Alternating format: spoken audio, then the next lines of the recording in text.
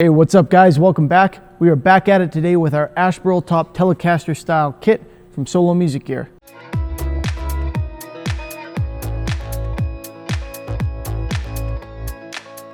So in our last video on this kit, we had just finished doing the routing for the humbucker and the neck. We kind of talked about what we were going to do in terms of a finish, particularly on the top, and what we were going to do in terms of a pick guard. Now I got some overwhelming responses from you guys about not using a pick guard. So we're not. There were holes here, which is why I was hesitant to deal with this any other way other than using a pick guard, because it came with one on it. But I think we've dealt with that adequately. And we're going to talk about how we did that in this video. We're also going to talk about the finish that I've now done on the top. The guitar isn't finished, but we've done the bulk of the color work, or probably all of it, for the top of the guitar. So if we take a look here, it's looking pretty good. Grain's looking well accented. There is still a finish to put on there, and we have to do the back. But yeah, for today, we're talking about what we did to finish the Burl on this top. It's a very thin veneer, and it required a couple interesting techniques, but all in all, I think it turned out great. There are some glints of metallic in here that you may not be able to pick up from the camera, and then the bulk of it is just a nice shade of kind of an American walnut brown. We're gonna jump into that. I'll show you how this was done. We'll go to voiceover so that you can see what I'm doing as I'm telling you about it, and yeah, hope you guys like it. So as you guys can see here, I've turned my guitar into a stabbing hazard. That was just so that I could check how many toothpicks I would need. They're about the right size to fill these holes, so that's what I'm using. I put a piece of masking tape down here just so I could squeeze out some glue onto it, and then I roll the toothpick in it, get some glue on there, take off any excess after I put it in the hole, and that's really about all I need to do to fill these. Toothpicks actually do tend to work well for this size of screw hole, and they match the color of this one pretty well, so I kind of got lucky with that.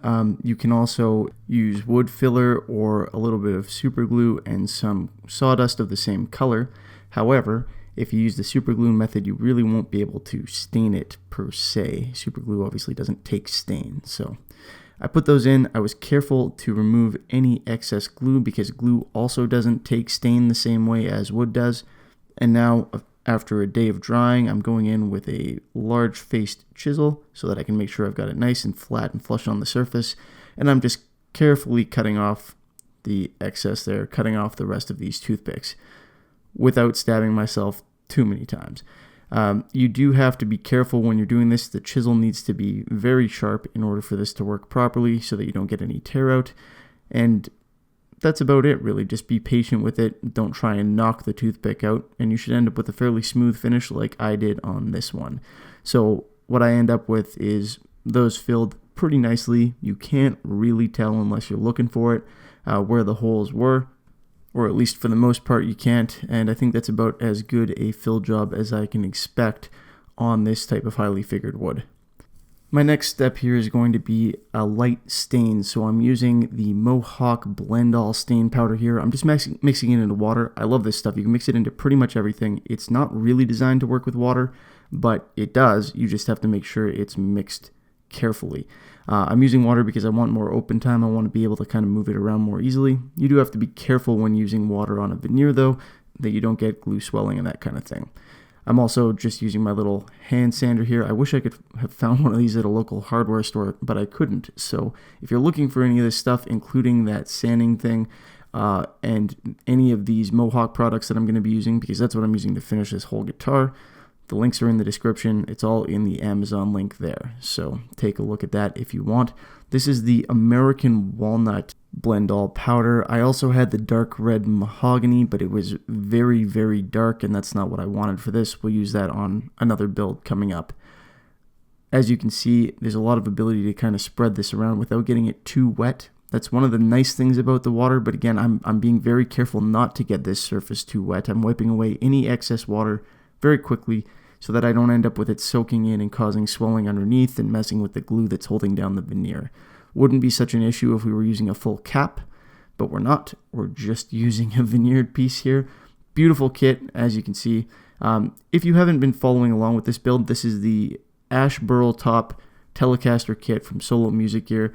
I also have a Solo Music Gear link in the description if you use that, just like the Amazon link. It helps me out. It's an affiliate link. So if you're going to buy one, feel free to do that. I would appreciate it. And they've got a lot of other stuff there as well.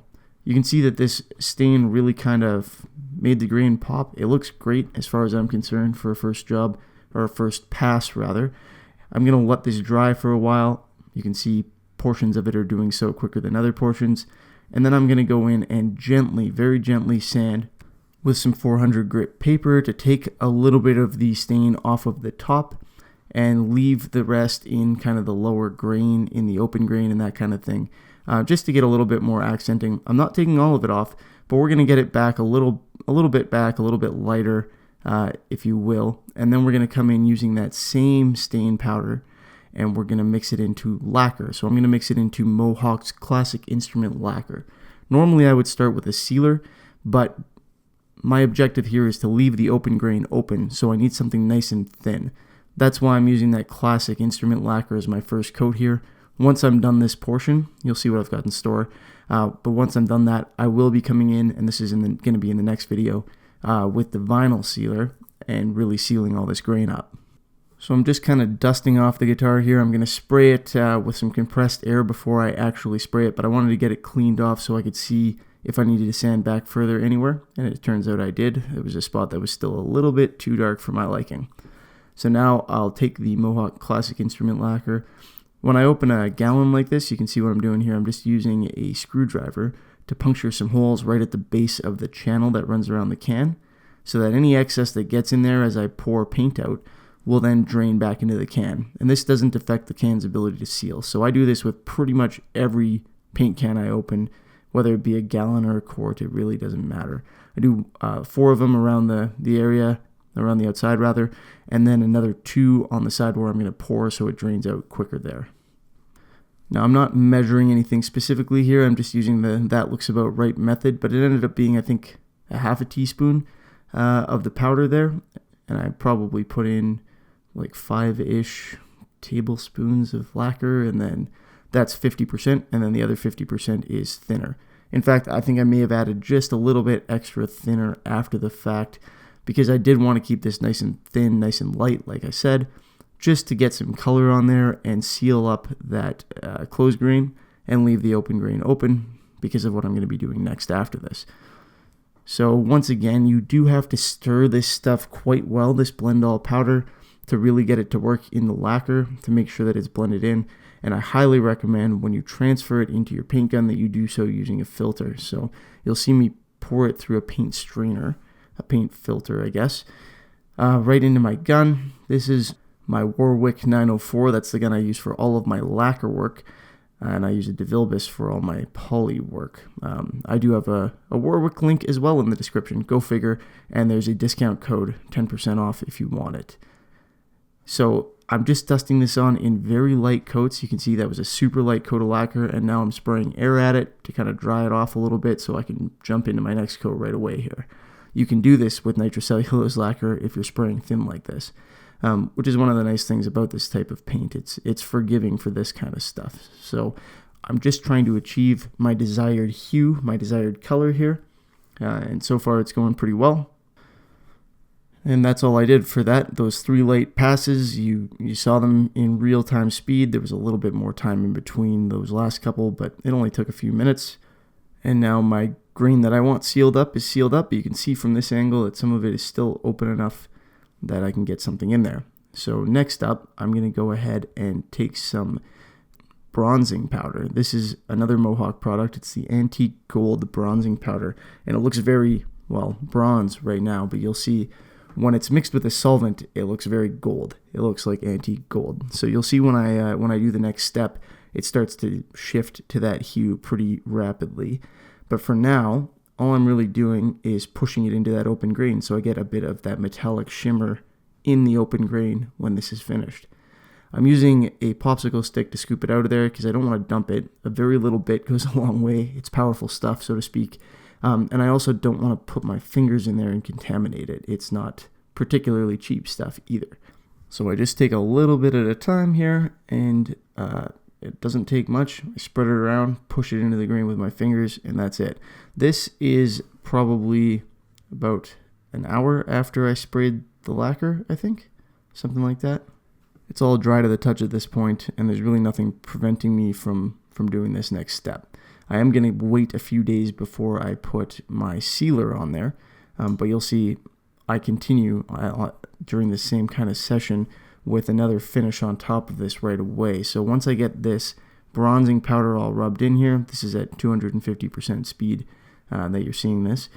Once I get that all rubbed in, I'm going to come back in with modified tung oil, which is one of my favorite Mohawk products. It's very versatile, very easy to use, and just beautiful stuff. Has a fantastic color to it. I love it. It's what I'm going to be using on the neck of this guitar as well. But anyway, I take some of that, put it into my little Dixie cup so I don't contaminate my source at all here. I don't contaminate my gallon.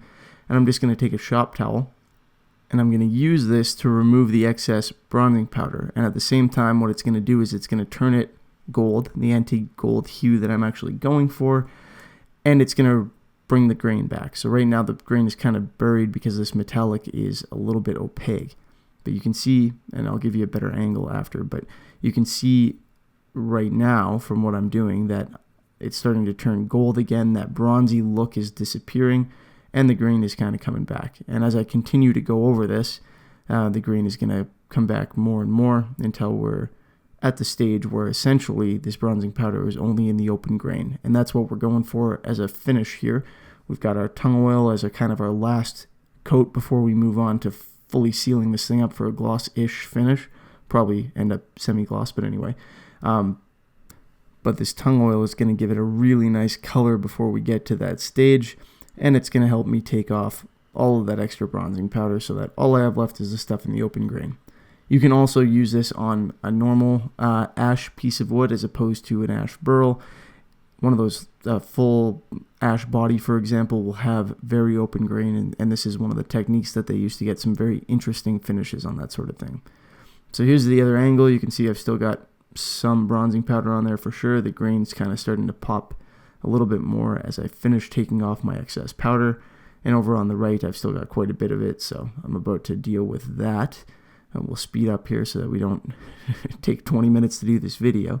But we're pretty much finished here. The oil also kind of accents the grain, and it would do that on its own without any of these other steps. It just wouldn't have the same depth and richness and dark hue that I've been going for here. It would have kind of a lighter honey color. The tung oil tends to have more of that honey hue, but it would still accent the grain quite nicely. And here we have it, guys, our finished product. And there's the tung oil that I was using. Keep in mind there's more than one type. So guys, that's it for this one. I hope you enjoyed the video, and I hope you found some of the information about the products that I used useful. In the next one, we're going to jump in and do the rest of the finishing on this. So remember, stay tuned, hit subscribe so that you catch the next one. We're going to be finishing up this guitar kit pretty damn soon. So yeah, as always, hope you enjoyed the video. If you did, feel free to give it a thumbs up. I would appreciate it. Thank you for watching, and I will see you next time. Have a good one.